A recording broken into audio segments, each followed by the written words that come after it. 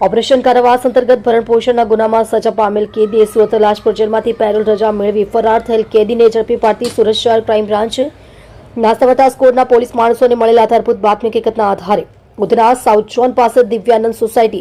ખાતા નંબર 5960 માંથી પેરોલ રજા પરથી ફરાર કેદી દિનેશ અશોકભાઈ જાવરે ઉંમર વર્ષ 40 પ્લોટ નંબર 289 પટેલનગર હરિનગરની પાછળ હેગડેવાડ વસાહત ભાગ 1 ઉધના સુરત શહેરનાને ઝડપી પાડી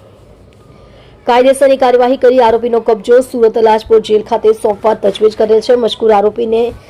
CRMA 1574/2023 CRPC કલમ 125(3) મુજબના ગુના સબબ નામદાર ફેમિલી કોર્ટ નંબર 2 સુરત નાઓ દ્વારા તારીખ 8/4/2025 ના રોજ ₹1,38,000 ભરણ પોષણની રકમ બદલ 360 દિન કેદની સજા કરવામાં આવેલ હતી। મજકૂર પાકા કામના કેદીએ તારીખ 2/8/2025 ના રોજ દિન 15 ની પેરોલ રજા ઉપર જેલમાંથી બહાર આવેલ હતો અને ત્યારબાદ તે પરત જેલમાં હાજર નહીં થઈ ફરાર થઈ ગયેલ હતો। મજકૂર કેદીને પકડી પાડવા માટે ક્રાઇમ બ્રાન્ચના નાસવતા સ્કોડ દ્વારા માહિતી મેળવતા આરોપીને પોલીસ પકડથી દૂર રાખતા તેના પરિવારના સભ્યોએ પોતાની માલિકીનું ઘર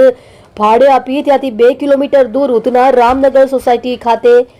ખોલી ભાડે રાખી રહેવા લાગેલ હતા, જેથી 20 દિવસ સુધી આરોપીના પરિવાર ઉપર વોચ કરેલ હતી। જેમાં હકીકત જણાઈ આવેલ કે આરોપીના પિતા તેને ચોરી છુપીથી દિવસમાં સમયસર ટિફિન મોકલાવે છે